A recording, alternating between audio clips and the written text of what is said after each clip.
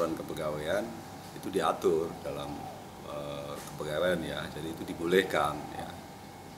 Tapi tentu soal prosedurnya yang harus ditempuh ya, dan juga harus diperhatikan, kalaupun itu menjadi hak pegawai itu harus diperhatikan nanti dampaknya ya. Jadi soal prosedurnya itu, kalau soal pengunduran diri itu kan sesuatu yang pribadi ya, harus disampaikan secara tertulis orang per orang begitu ya, surat pengunduran dirinya disampaikan kepada pejabat pembina kepegawaian gitu. Kemudian tentu kita juga memahami bagaimana soal situasi pekerjaan di dinas kesehatan dikaitkan dengan penanggulangan pandemi saat ini. Ya, tentu intensitasnya dan risikonya dan lain sebagainya itu kan tinggi ya. Tapi begitu ada pengunduran diri kan ini juga harus dimaknai secara bijaksana, harus dilihat secara luas begitu.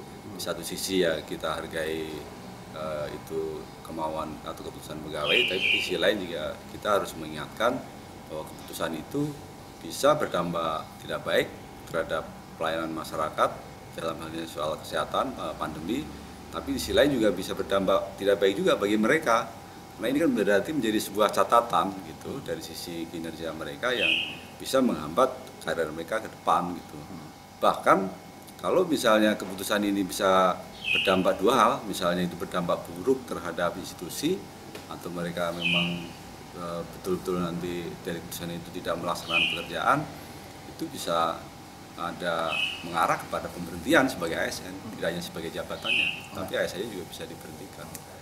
Jadi yang pertama kita akan melakukan klarifikasi. Jadi kita ingin pastikan betul nggak bahwa mereka itu ingin mengundurkan diri gitu ya. Kemudian yang kedua akan kita arahkan kalau memang betul prosedurnya penuhi gitu ya, surat pengunduran diri dan lain sebagainya. Dan akan kita ingatkan juga dampak dari keputusannya itu.